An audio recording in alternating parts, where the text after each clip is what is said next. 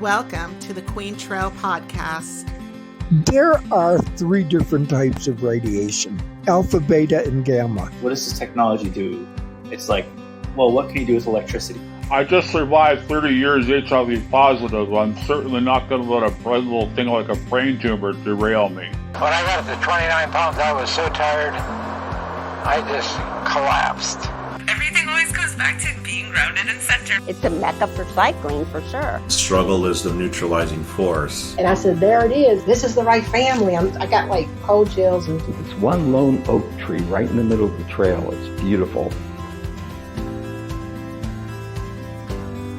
Hey everyone, I hope you had a great week since the last time that we got together. I'm super excited to present this week's In the Company of Friends talk with my friend Melani Morose Edelstein. She's a teacher, librarian, and information specialist, a former journalist, as well as an Emmy Award-winning television news producer who currently is a writer for Palos Verdes Magazine and a personal historian among her many impressive talents. She is the CEO and personal historian at Legends and Legacies, writing firsthand personal account histories for private clients. And she's, of course, an avid reader and champion of literacy. I'm so excited to have her on the program today. I'm going to go ahead and get right into this talk because it is quite lengthy. We cover a lot about the news and Melani's career, things like how news consumption and focus and availability has changed over the years. And then we go into that second career as a librarian and her love in fostering kids' reading habits, how to find books that we love, but most especially how to help kids find books that they're going to like, including using something that's called the 5-finger rule of reading. So go ahead and grab a cuppa and join us for this week's In the Company of Friends with Melani Morose Edelstein. Just to give you some context, because I started the recording mid-conversation, we are talking about gratitude here at the beginning and just kind of creating peace in our lives during these hectic times. So that's where we're going to start. Enjoy. I really do try to be conscious of exactly that. Like in my life all the time, I'm conscious of trying to, kind of like live in the gratitude and the light as much as I can, because otherwise it feels so overwhelmed. Like, so I make it a point to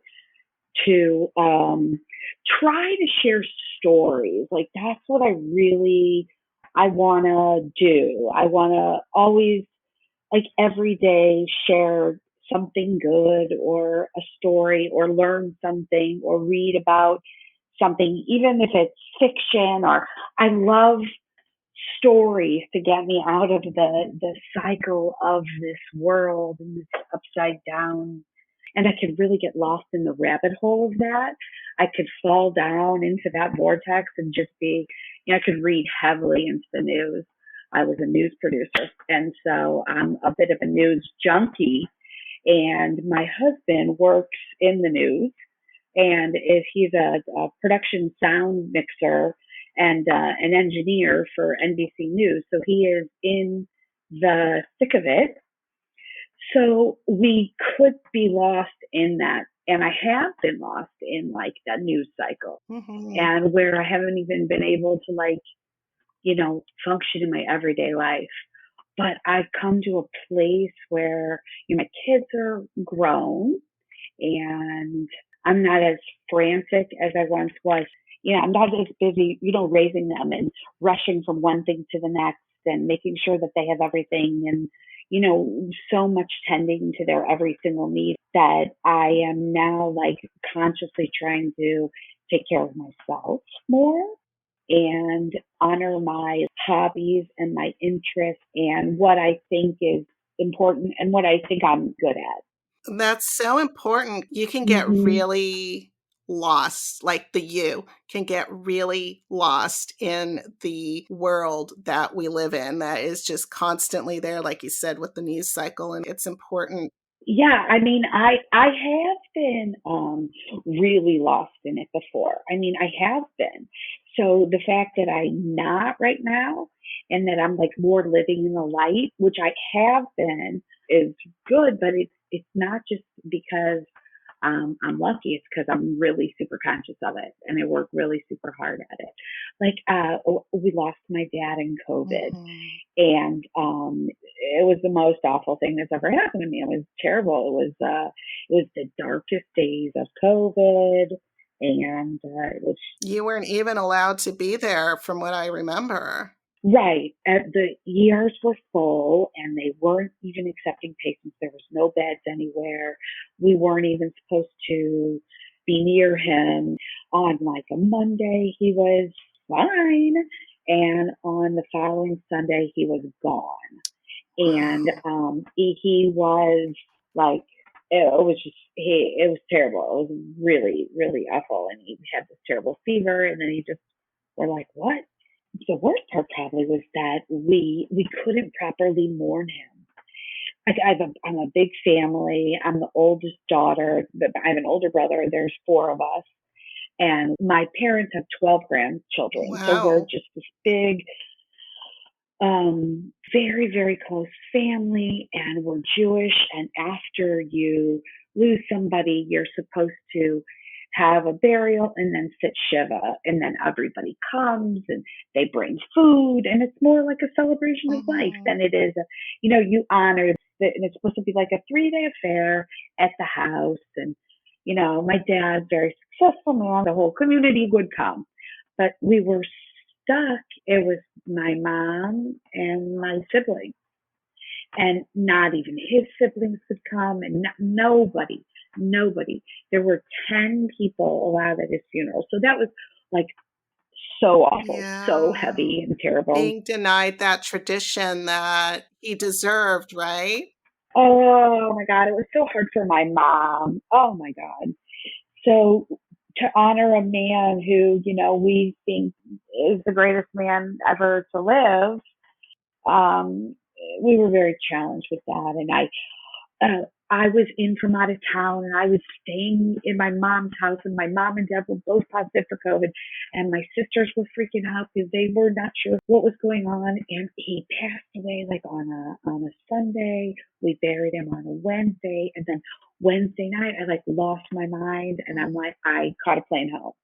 I thought, oh my God, what if I have COVID? What if I? It was like a breakdown. So I was complete mess, and I was so lost, and I couldn't think straight, and I couldn't, it was terrible. Oh, That grief, not just of losing your dad, but losing your traditional ways of handling something like that, because that was a very uncertain time. That was, oh everybody my was gosh, it was a scared. terrible moment. Everybody was scared, and everybody was wearing full blown PPE, and it was Mm-hmm. like, what is this for? It was like I felt like I was living in a dystopian novel that, it was really surreal.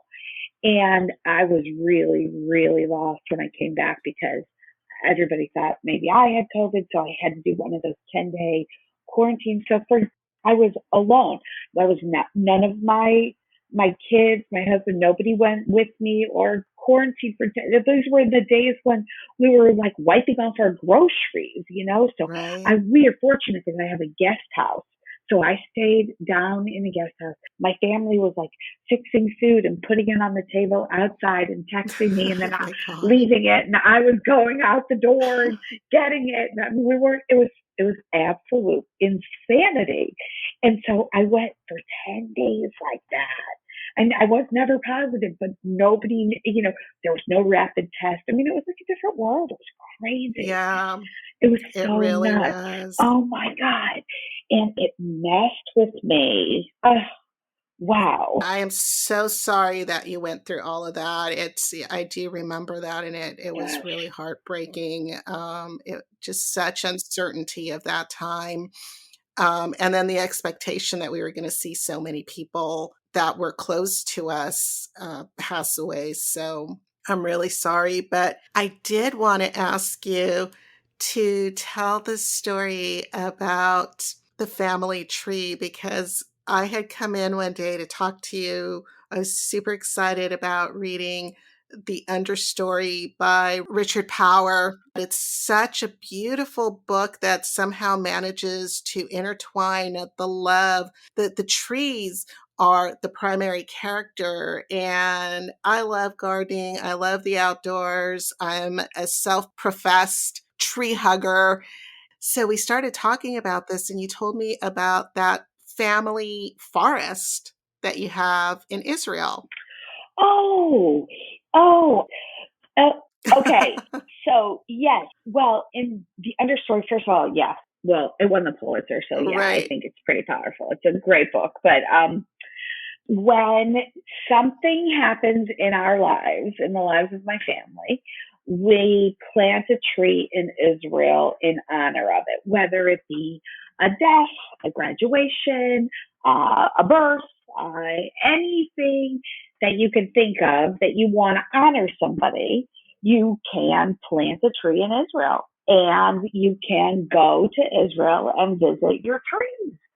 It's not unique to my family. It's a thing that Jews do. I think I don't know. I don't. It's not unique to my family. I know it's not, but it is a cool thing.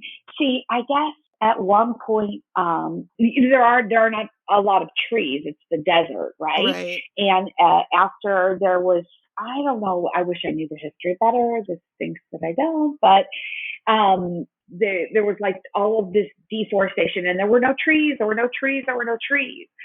So you can't survive with no trees, and we need trees. So this is our homeland. So people started planting trees, like massively planting trees. And, we have something called tzedakah, which is like charity, I guess, is what that translates to.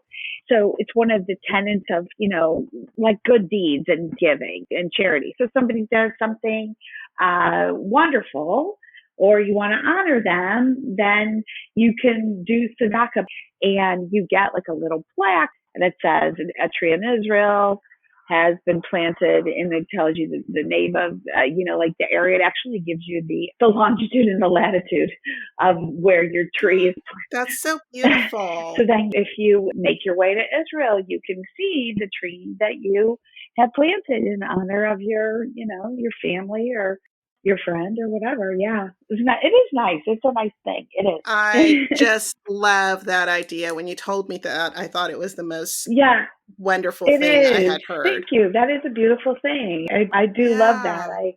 I have a bunch of nieces and nephews that are all graduating right now. And what was I doing right before this? Like, what am I going to get Annie for her graduation? And you know what I'm going to do right now? I'm going to go plant a tree for everybody. I love it. And I'm about to go do this right now. You're the best. That's so sweet. Oh, that's so awesome. I love it. And it's called tzedakah? Tzedakah. Tzedakah. Tzedakah. And we used, when I was a kid in Sunday school, we had like a tzedakah box. And so we would always put our like coins in there. So the definition is charitable giving, typically seen as a moral obligation. A common form of tzedakah is to allocate a portion of the harvest for the poor. So maybe that's where the trees come in. But it's like mandated giving, righteousness, and the concept of not really charity, but, it's kind of like the... Right. It's to honor somebody, too, it sounds like. Right. Like it's beyond charity. There's honor in there. It's giving. It's just like an honoring, a giving, extending, I think, congratulations. I think it's all of the above. That's interesting about the word tzedakah. It's kind of like the word shalom, which can mean hello or goodbye or love or peace. So maybe some of these words, maybe tzedakah has many like varied meanings as well. Multiple meanings to it. I love that. I love that. So I'm just gonna go to it on a left turn here.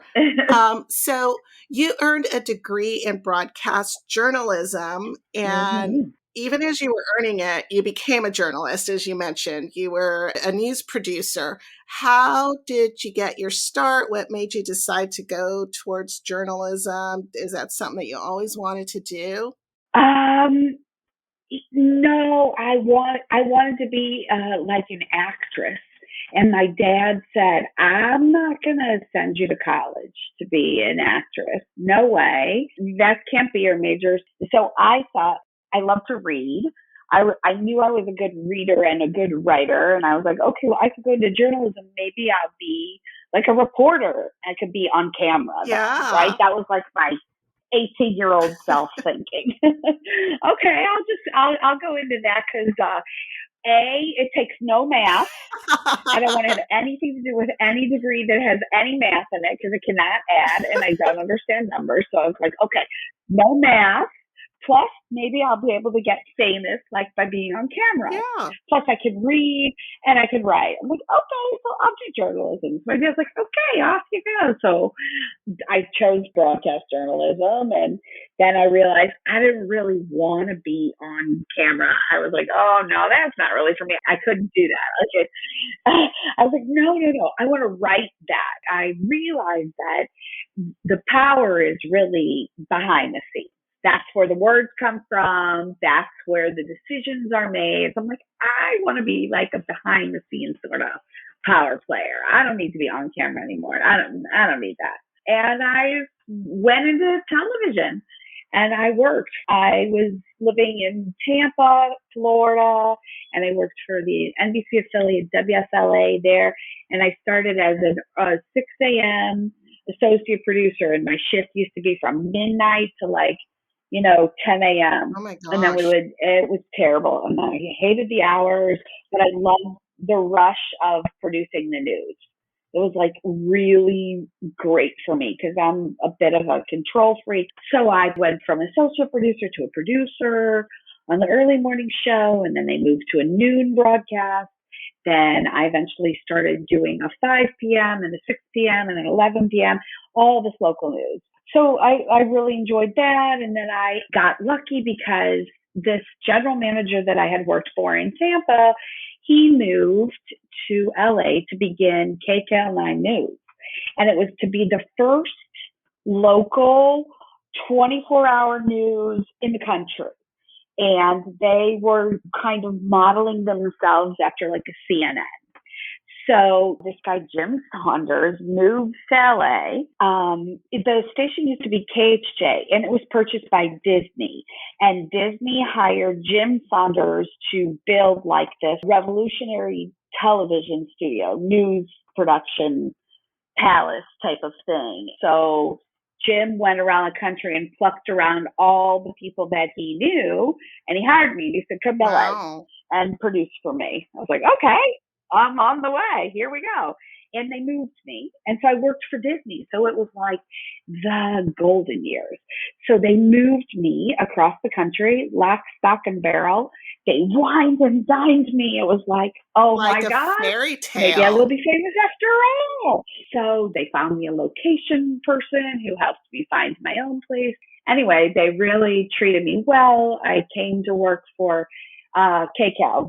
I was in the very first class of hires, and they were located on the Paramount lot. And we had 2 sound stages that they had converted into make our newsroom and studio spaces in there.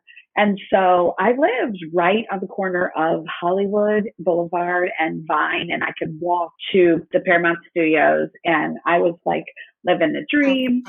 It was great. I won a couple of Emmys working for them. It was tons of fun. It was amazing, good times, great success. My husband he was my boyfriend in Florida. I'm like, going to LA, see ya, love ya. And I'm like, so 6 months later, he's like, how is it out there? Should I come? I'm like, I don't know. It's great. Come if you want to. Don't come if you don't want to. Showed up. Wow. A couple of years later, we got married. Here we are 31 years later, still married. So KCAL was really fantastic. I mean, it was a really wonderful experience. 3 Emmy nominations, 1 win. What were there particular stories that drew the attention to your talents? I mean, I just think, I'm a good writer. Mm-hmm. And I worked for a guy, who really believed in me, who really liked me when I was young. And he was like a mentor kind of guy. He's like, I know you can do this, and I want you to come out here and do this. I got lucky because he was moving around and he got this KCAL thing. And I mean, it's about how talented you are. Certainly, I would never deny myself that, but it's a lot about what you know and how savvy are you. And, I got lucky. I don't know. It was great. I was fantastic. It was definitely a really cool, amazing situation until it wasn't. So I was working and rocking it, and I went from producer to an executive producer and to then field producing, where I was on the field. And my husband is a production sound engineer, so we're both in the same business, and got married and continued to work, and then had my first child, came back to work. I got pregnant with my second, and I had a full-time nanny at home.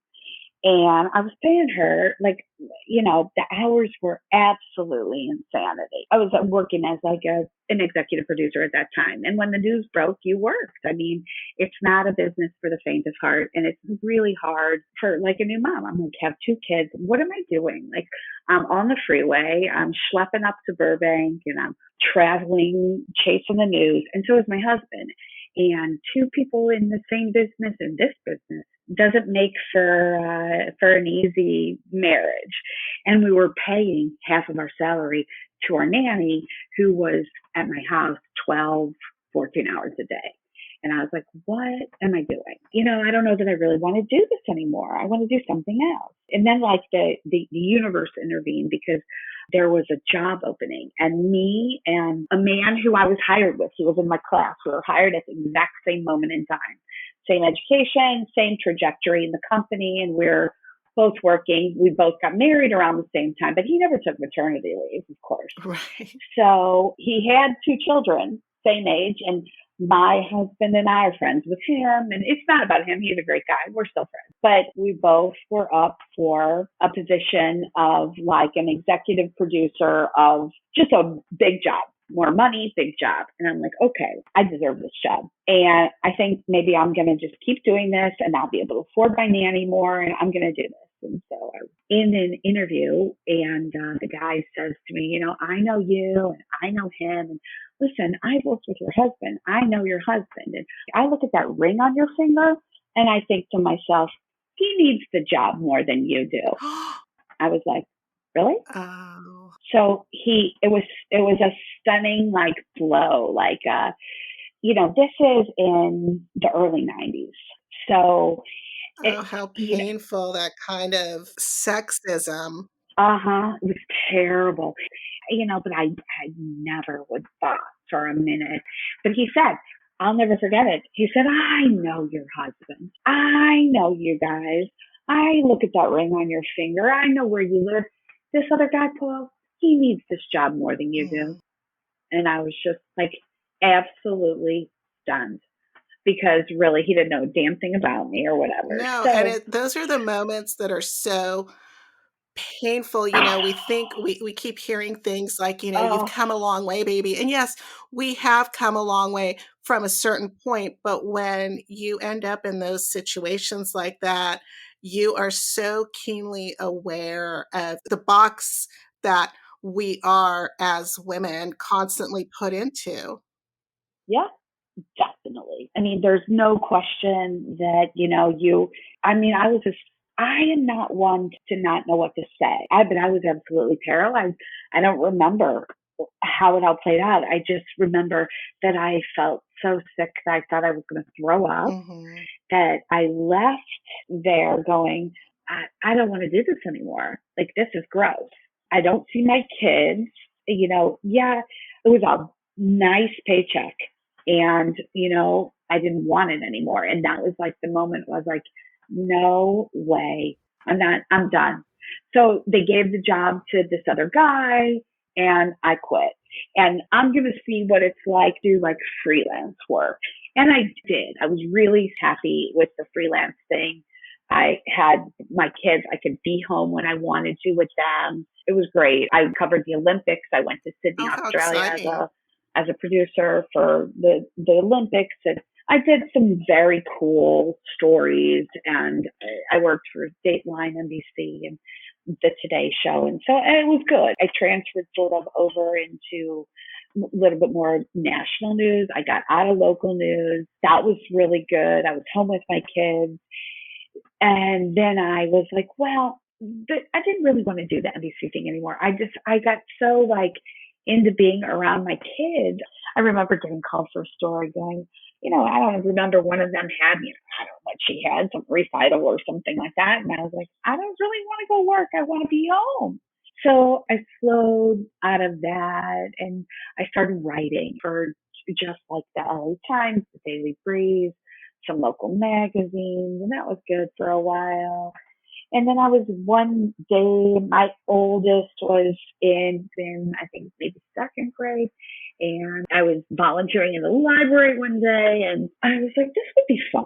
Like, I like this school library. There's a good vibe in here. I can handle this. And I found out that there was a job opening. And so I went and interviewed, and he's like, what are you doing here? Like, you're way overqualified for this. I'm like, I know, but this is kind of what I'm involved into, and I really want to do it. So he said, okay, you're hired. Definitely it has been a labor of love for me. I love books. I love the kids. I love the vibe. I do love being a librarian. I teach speech and debate, and I'm teaching a summer school class for the first time this year. I've never taught a full summer school class. So it's exciting. It's kind of like the evolution. It's very conscious and very like real. Now the kids are grown and the kids are out of the house. And so I want to get back to doing writing, which I am. I really do like it. I really do like it. It's great work. It keeps me busy. It feels meaningful. And that is my goal, like going forward, is just making sure that my work is meaningful to others and to me, for sure. It's important to me. It is important. I always say that when you find meaning in life, that's when you find your purpose. And from finding your purpose is where you find contentment. Everybody's always chasing happiness with dollars, and happiness is elusive. You have to find meaning and purpose before you reach it. Right. At least that's, my perspective on it. I totally agree. I do. I don't. What exactly is happiness? I don't know. I'm not in search of anything like that. I'm in search of peace and goodness. And right now, everything is kind of like status quo with my kid. I like that there's no big drama. I mean, I guess maybe it would be happy, but for the first time in a long time, because everything is going pretty decent with my kids and the way that they want it to be. And, the work feels really good. I'm writing more for this magazine.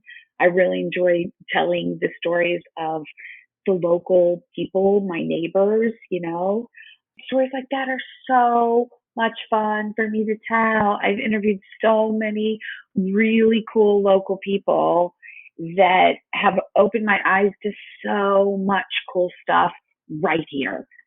And that feels kind of full circle and good to me. Like, I don't need to go out. I feel like I've covered all those national, international, kind of even local stories. And now I'm so hyper local. I'm in PD, and it's fun. You're covering community stories. Yeah, and I think it feels that, really nice. It kind of goes back to what I was saying with this podcast, is that in covering community and covering the people that you admire and bringing those facets to the forefront and sharing them with other people, it creates a bigger community.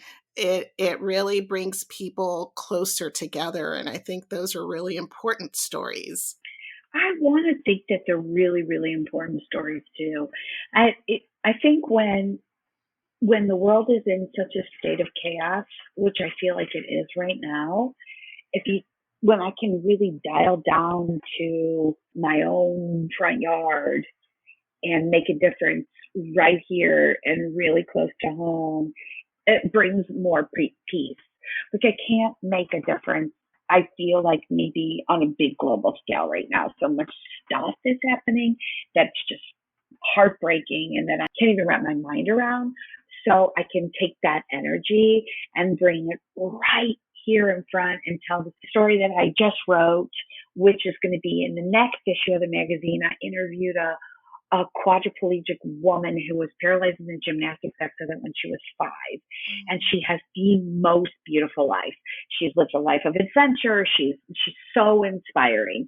And she's an artist. And she uses a mouse toothbrush and she blows in the electric chair to get her around. But she is full of sunshine and sweet and bright, and just sharing her story and being around her, I feel like, wow, if just maybe 10 people read about her, maybe they'll feel good, or they'll see that maybe what's in front of them is not nearly as terrible as it could be, It's energizing to hear those stories. Yeah. I think that there's stories that the world needs to hear. It's kind of like, when I'm listening to you talking about your news career, you started out locally and then you expanded out further and further so that you were doing more national stories and even global stories going, covering the Olympics and things like that. And now you have gone completely in the opposite direction where you're hyper focusing. And I think that that has been the trend over the last many years in news and journalism, is to keep expanding out. And it's hard when all of the focus is out on the perimeter to actually make your voice heard, where there's not as much of this hyper focus. There's not as much of this community building going on anymore. You kind of tend to be on the forefront of what the trends are. And I think that's really awesome ability to have, to be able to go, all right, where is there a need and how can I fill it? I mean, I don't know if it's on the trends. I feel like I don't want to say selfish, but I feel like I've turned much more. I can't handle the big stuff that much. So I'm really more into the local focus, the self focus, the community focus. I changed my news habits. I stopped the way that I consume the news and the way I would even consider covering the news or anything. And I changed so much because I changed my news habits and my just really so many things, because it was just too heavy. Remember how the news cycle was so stressful? I mean, every day you would wake up and you wouldn't know what had gone on, or I mean, maybe it was just me because I have such a news background and everything. But I mean, there was things happening that I couldn't wrap my mind around. And it felt so hopeless and hard for me that my way of dealing with that was to focus on my home, focus on myself, focus on my life, focus on my kids, my family, focus close to home. And this is what it has evolved into. So it's a blessing in disguise in a lot of ways, because I'm much more peaceful than I was. Here I am standing, and I'm better off in a lot of ways. Yeah, we've gone through so much, and you have to, kind of digest the issue, just really sit with these things that are so difficult for us and try to figure out, how do I move on from there? What are the pearls of wisdom that I can hang on to?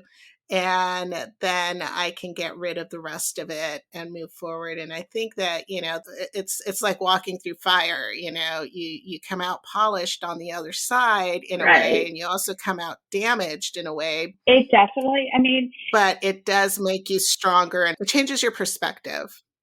It definitely changes your perspective, and it goes. What doesn't kill you makes you stronger, man. Right. It goes to that, because I never thought that this country could become that, nor did I never dreamt about that I would see a global pandemic in my life. These are things that knock us off of our center, right? I think it was, complete chaos, of course. You're watching people walk out with 15 packets of 36 rolls of toilet Yeah, right. paper. The hoarding, right? And I hardly ever go to the big box stores, but I did because I thought I better buy stuff because I was worried that there wasn't going to be anything at the I market. know. There was that went on. I had a dear friend who passed away on the morning of March 13th, the same day that we shut down. I remember making the announcements at the end of the school day.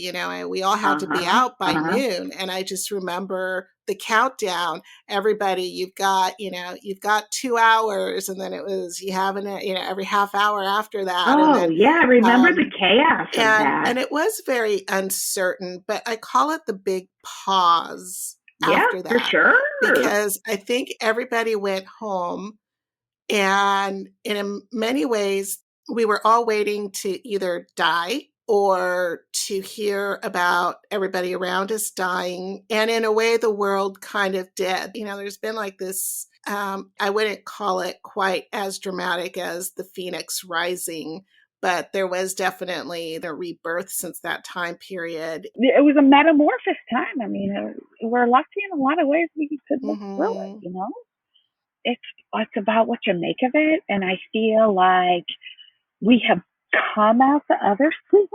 We're lucky. In a lot of ways, we're lucky. I know. How do you think? I mean, I've got my perspective from this side, and just for a little bit of reference, I had a small column for a short time in a local magazine as well, and it was on food and nutrition because I am a former fitness and nutrition coach, and so I really focused on that and dietary habits and, omega-3 fatty acids and DHA and all of that stuff that you should get in your food because it helps your brain, or it lowers your risk of various diseases and enhances your performance as an athlete. Things like beet juice that increases the oxygen supply in your blood and that sort of thing. But as somebody who is on this side of the news, as a viewer, I clearly watch the news differently than somebody who has been in the industry. How do you see news having changed in the way that it's reported since you were part of that industry, since you were very heavily in it? Well, the news has changed so much since I started in the industry in the late 80s. And it's changed so much. Technology has, of course, changed everything about it, because the 24-hour news cycle didn't exist when I started, right? I was part of the ground floor of the developing of a 24-hour local news. It didn't exist before.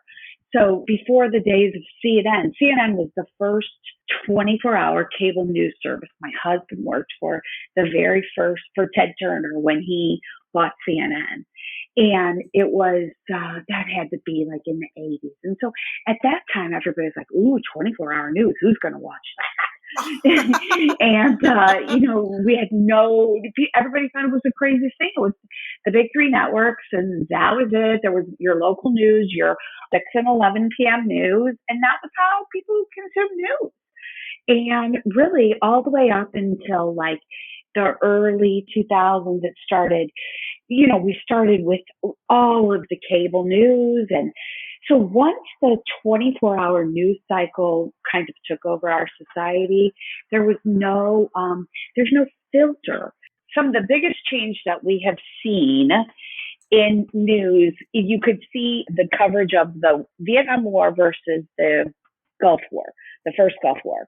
So, of course, in the Vietnam War, there were journalists covering them. And as an aside, my grandfather was one of them. He was a still photographer. He was drafted in the Army, and he was like, okay, well, I'll take pictures. So he basically got lucky. But yeah, so back in the day, they would shoot the footage and shoot the film, and then they would have to develop it, and then they would put it on like a transport, and it would come back to the United States where we would broadcast it from here. And so you would see what was happening in Vietnam the next day usually, or something like that, or 2 days later. So it was a delay, a really significant delay. And within that delay is when all the decision making happens. That's when we decide what we're going to put up, what's not, we're not going to show. Are we going to show faces? Are we going to show names? What are we going to do?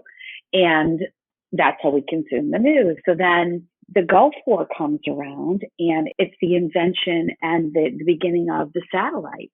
So for the first time, we're seeing live action out in the war. Like, we're seeing battles, and we're seeing front row tickets to the bullets flying, right? No, we've never seen, the way, like in the Gulf War, we saw bodies falling, and then we saw for the first time, it was a really big deal. The transport planes are bringing home all the dozens and dozens of bodies covered in the flags. And when we covered Vietnam, we would never have had shown that. I mean, we would see that in the newsroom, we would see that on their films, but we would never have broadcast that. Then there comes the satellite, and the 24-hour news cycle is invented. And we have no filter anymore on our news. So anybody with an uplink and the ability can broadcast. And there's no decision making, there's no filters. And now everything that's broadcast, everything, whether it's cable, satellite, anything, is all biased. One way or another, it's all biased. Back in the day, before the satellite, before the 24-hour news cycle, you had rooms of people making daily news decisions, and it was unbiased. It was a newsroom full of news journalists and people who cared and were discerning and really decided. I mean, that was a big difference. And so nowadays we are reactionary. The news is reactionary to what happens. There's a fire, so we launch the helicopters and we go cover it. It doesn't matter what it is, they cover it. And it's way different than it was before the 24-hour news cycle, for sure. Yeah, I think that there's definitely this high stress. I go through spurts. For the most part, do not watch the news. And if I do, I'll watch the first few minutes of it because I want to get the local news. But otherwise, I don't tend to watch a lot of it. And what I do see is that there is a lot of bad news. My God. That seems to take up the majority of the news hour, is that you're getting, they run out of bad local news, and then you start hearing about a murder 3,000 miles away from you, and you get sucked into it, and then you realize, of course you are saddened by it. Of course you're shocked by it. But of what immediate value to my safety is knowing that somebody was murdered 3,000 miles away? It's like, that's what I'm saying. There's nothing discerning about what they're throwing out onto the satellites. Anytime there is video available for anything, I mean, we have to compete. It's all about the competition. Whoever gets it first is the prize winner, right? And so then the video goes viral, but to what end? The viral video thing is a real kind of an interesting thing.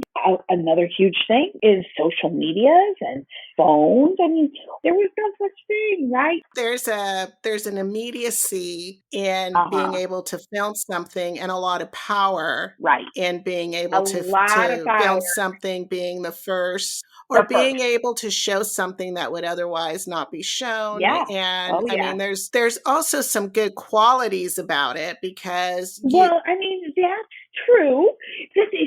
one thing is, I always in the news, I always wanted to be first. I always wanted my ratings to be first. We paid close attention to the ratings. I always wanted to have the first video. When I was producing, I wanted to lead my show with what I thought was the best video of the day. Most of the time, that means, what's the best video? Think about it. It would be, my pleasure was somebody else's demise. And it started to really wear on me because I'm like, oh, that's really great that dog saved the baby from drowning and that baby's really cute. But the house fire where the whole thing explodes and, that's better video. So that's what we have to lead with. I mean, there's a factor, like the consumer consumption of news has exponentially multiplied because, of course, the younger generation, like, our kids in their 20s. So that's like their generation, they have so much technology that we didn't have. So they consume news in such a hugely different way than we ever did, right? Right. So you have to think about that too. The way that your daughter consumes her news on a daily is different than, you or me, because we have different habits. We are brought up with different technologies. I mean, there was no such thing as TikTok. If you wanted to get in touch with your friend, you couldn't text her. You had to talk to her at school or something. It was a way different world is what I'm saying. I didn't watch the news when I was that age. That wasn't like on my radar. But these guys have access to 24/7 information. Twitter, these things are around the clock information overload. That's where we are. The news is no longer the news. There's such a blurry line between news and social media, and we live so publicly now, right? We used to not live that way.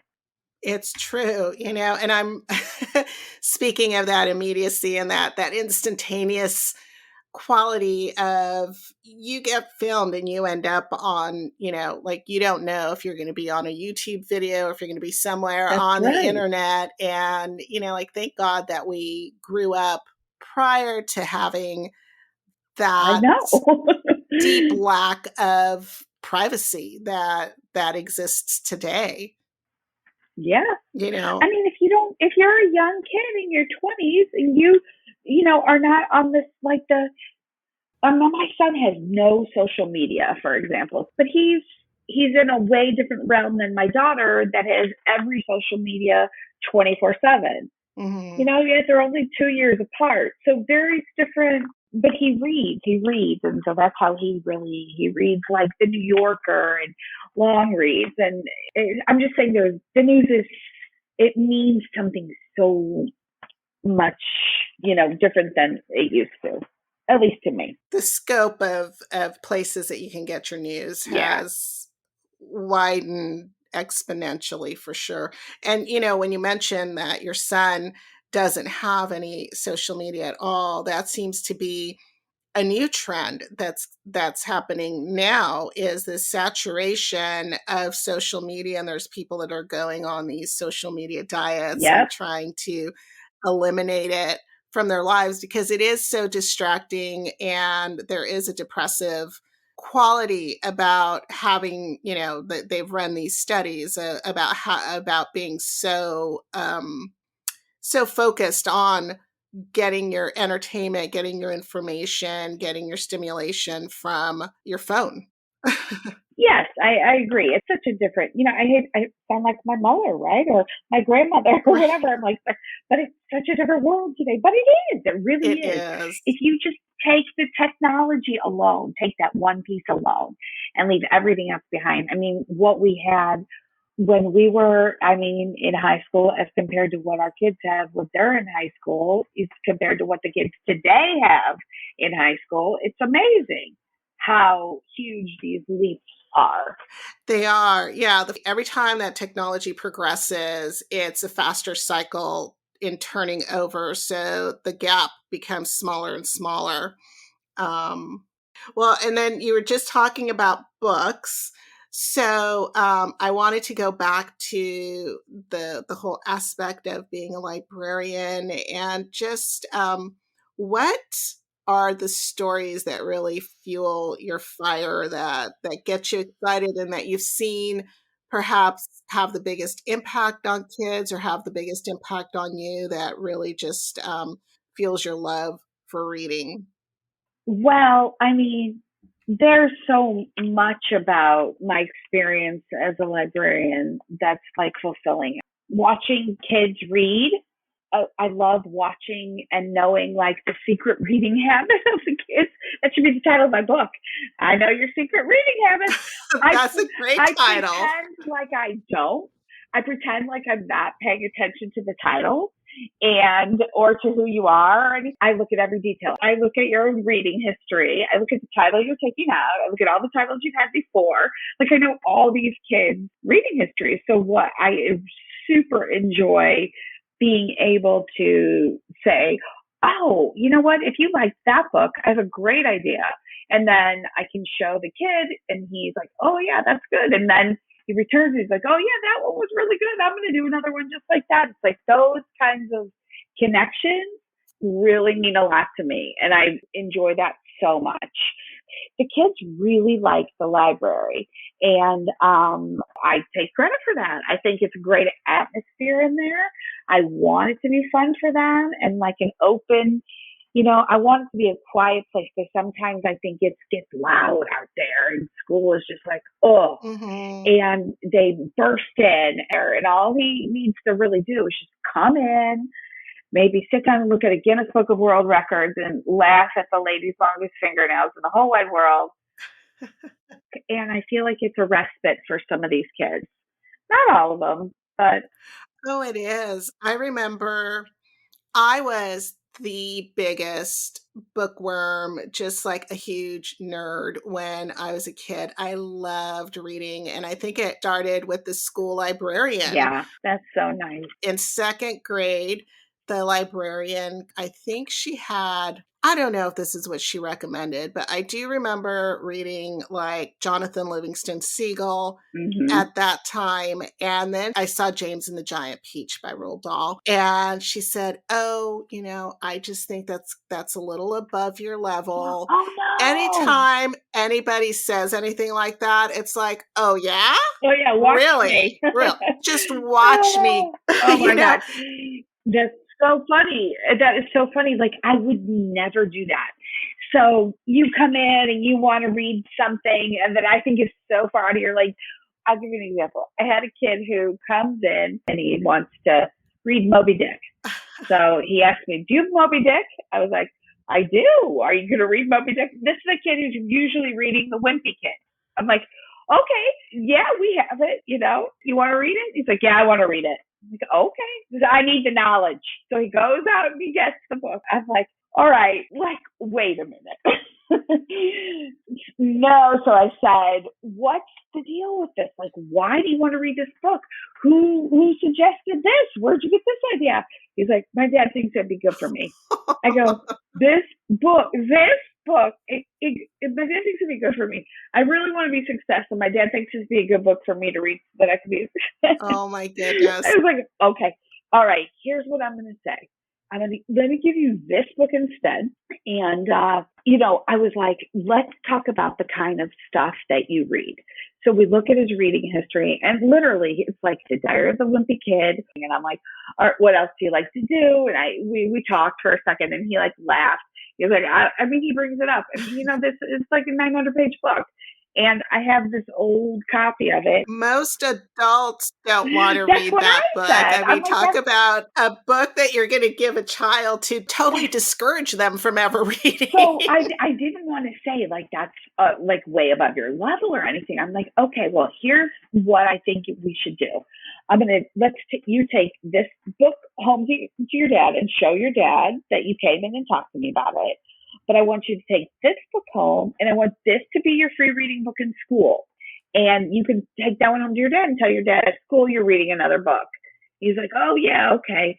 So turns out his dad's like, dude, I didn't really mean that you should read Moby Dick. I meant you need to read some literature, like something good. Like, I'm so glad that you found this other book and that you're reading this other book at school. Like, I'm not telling you to read Moby Dick. It was like a misunderstanding. He just took it literally. Exactly. He must have said something like, listen, you need to read more books like Moby Dick instead of that junk, or something. I just enjoy the interactions with the kids. I really do. It's what it's all about. I don't know how it is. It's like a weird thing that I know so much about the books that are in the library. I haven't really read them all. I've read a lot of them, but I walk around and I read as I shelve, or I read the backs of them. Sometimes I pick up a book and if I'm shelving, and I'll open it right in the middle and read like a chapter. So I exposed to like a whole ton of books. A kid says, yeah, I don't really like to read. Like, I have to read, but I don't. I'm like, well, do you like animals? Do you like sports? Or do you, what do you want to do when you grow up? What would be a fun job for you? And then I try to steer them like towards more of the classics so that they can get exposed to something that's like good and engaging. And then when they bring it back, they're like, oh, yeah, that was really good. And then I feel like, okay, that's good. It's all in a day's work. That's good with me. Those are some really good questions. It's funny because I can devour books. And honestly, I probably read more when I was a teenager. I was just like everything that I could get my hands on. I was just this avid reader.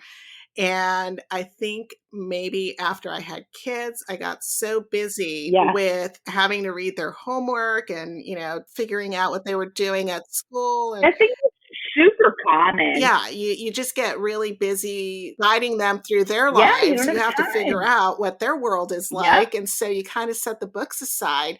And so what I find is that when I try to get back into it, it can be a struggle sometimes because reading really is kind of an exercise of conditioning. And so what are some of the tips? Because like you said, this is really common and there's a lot of people out there who probably have that stack, that ever-growing stack. They're like book collectors instead of book readers.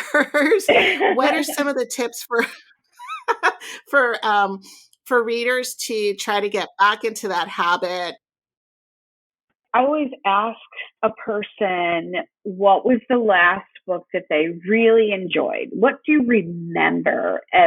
Tell me about the last book that you loved. And usually they can come up with, I'm like, okay, what book was that you liked? And then I will then go with the direction of that author and look for some book by that author. And then if there's nothing else by that author, I would look for a similar author because I think that's a really good way to know that you'll enjoy that book. It's like usually if you read a book that just really impacted you, then there's something else by that author will probably you would enjoy. There's also websites that there's this what should I read next kind of website, or there's something called like Which Book, where you can input the name of the author and the title and, similar to title, author, search. And it'll say, similar to this title are these 3 titles. So I would always say, if you think about it when you're out and about, create like a little reading list of things and go with something that sparks your interest. Like, I've always wanted to learn like about astronomy. Let's see if we can find a piece of fiction that would have like astronomy in it. I always say that in life, you have a lot of material that you must read. All through school, there is going to be required reading. When you get into the workforce, there's going to be required daily reading. There's going to be bills to pay, and you have to read. But right now, it's free reading. So if you don't like it, you're not married to it, don't finish it. You put it in the DNS file. And I feel like a lot of people feel married to the book. Like, oh, I hate this book. I've been trying to read it for 6 months. I'm like, don't finish it. Yeah, I've got a book like that. It's funny because I picked it up. Somebody highly, highly recommended it. And it's a tome. I mean, like that's a doorstop. And so I picked it up when I was like 16 or 17. I had joined one of those book clubs and I wanted to get more into scholarly reading.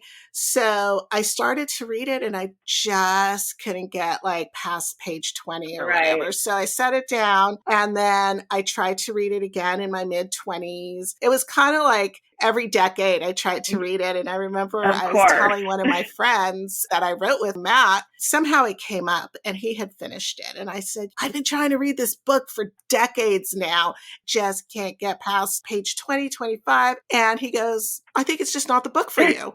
And that was the best advice, you know, and I think it's still, I just turned around to look at my bookcase and it's still in my bookcase. I don't know. Maybe I will try one day. Forever. It's going to haunt me forever.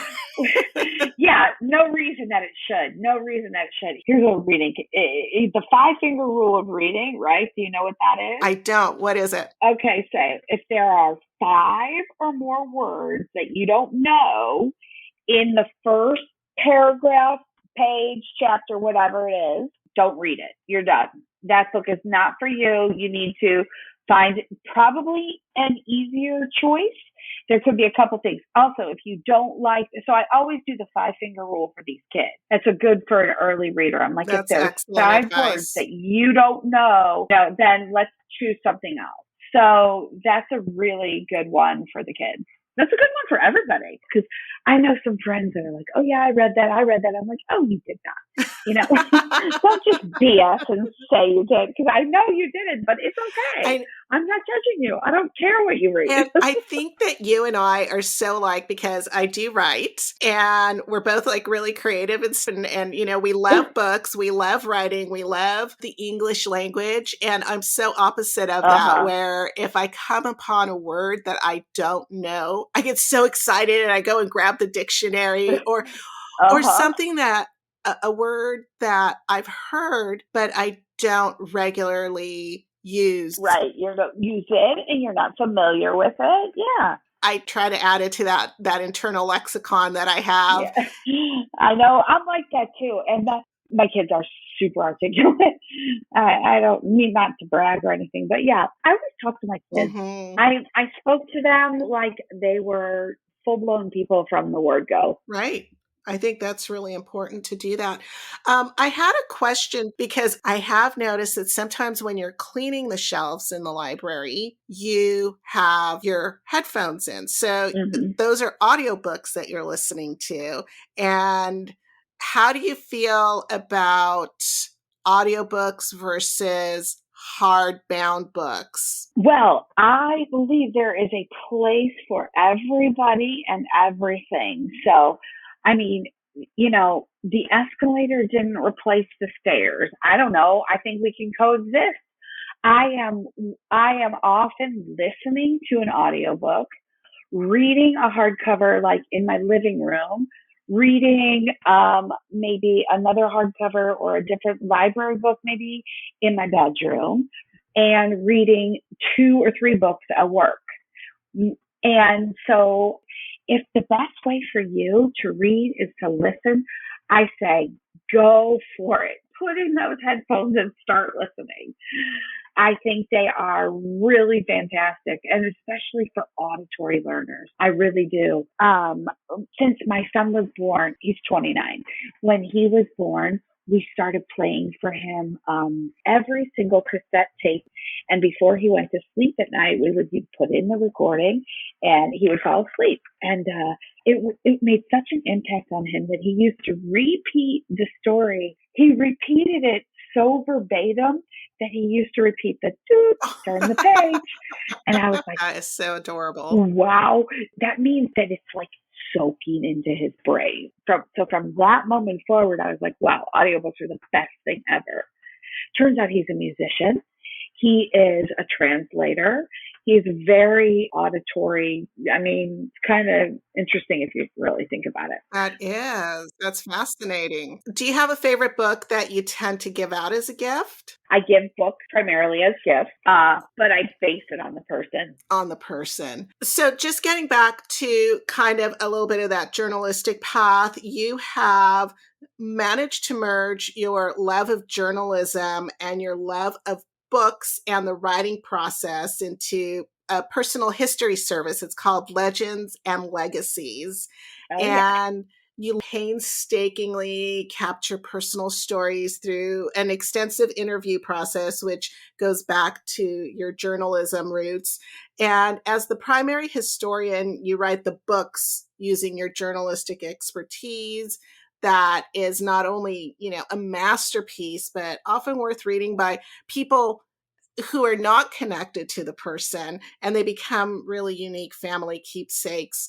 What inspired you to start doing these beautiful books for people?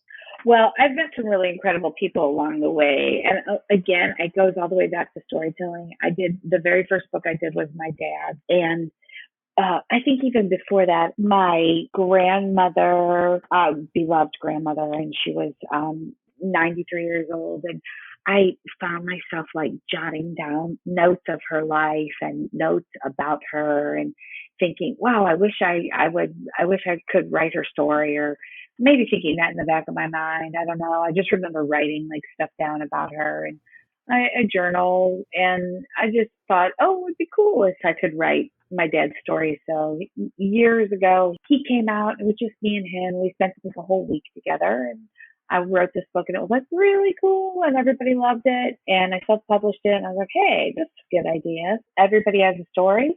And I think it's really, really important to tell your story, no matter what it is. And I love sharing stories and hearing stories and writing stories. And so it's a really natural thing for me. And how long does it take you to put together something? Because this is a very intimate, detailed project, right? Yeah. It takes a long time. So I just finished a project that we started last August. I wrote a 98-year-old woman and met her a couple times. Some can take a year. I mean, it takes a long time. I interview you, and then I transcribe the interviews, and then I turn it into a narrative story, and then we get pictures and documents, whatever you want to include, and then we bind it. So it's a process. That is so beautiful. I could see how this would be just a very special keepsake for people. It's a wonderful gift to a family. So I'm working now with the father passed away in COVID. It's a brother and sister. They're like adult children, and their mother had a very, very interesting life. And the mom, it's like her 85th birthday. So they're going to be doing her memoirs. I started interviewing her, coming up here, and we'll do her story. And so I said, I think it'll probably take about a year by the time I get all the interviews and everything. But I would work with anybody who had a tight timeline. If there was a birthday or an event coming up, I can always, that's one thing that my broadcast career has made me very fast writer. Very fast. That's true. So that's one thing. Fast and accurate. That's why the magazine work is so great for me, because I can do it pretty quickly. And we rely so much on the clock and the calendar these days. I mean, I know we always have, but it seems like, everything's everything's, I want it yesterday. Yeah, absolutely. And I just wanted to ask you one more thing. If you had one thing to share with the world, what would it be? Stories and books wash away the dust of everyday life. So read, when everything's falling down around you, read. I love that. I agree. It just reminds me of something. I think it was Neil Gaiman who said that books are the fastest way to go on a long distance trip without having to leave your home. Heck yeah. And I just think they're one of the greatest escapes. So I love that. Yeah, me too. Well, I do see so many more awards in your future. I think you're truly inspiring. You're doing some really beautiful things. I am excited that I got to spend this time with you and that I get to count you among some of my dearest friends. Gosh, I really enjoyed this so much. I'm really grateful. So thank you. Yeah, I'm honored that you're here. There was so much good information in that episode, whether it's reducing information consumption in favor of personal peace and sanity, or finding a great book. And don't forget, if you're frustrated with a book that you just can't finish, just put it down. life is too short and there's just way too many books out there for you to spend time on something you don't like. As always, I will post links to everything that we talked about in the show notes. And please continue to send me your questions and suggestions. I love hearing from you. Don't forget to take a moment to rate this episode. It only takes seconds, and your ratings will help move this podcast up to the top so that my friends and I can reach more people. I'm looking forward to sharing more In the Company of Friends talks with you. So be sure to follow me on the socials and the .com, all at The Quaintrell Podcast. That's TheQuaintrelle Podcast. I am Sil Annan, The Quaintrell, and until next time, I wish you passion, grace, good vibes, good news, amazing books, elegance, and beauty.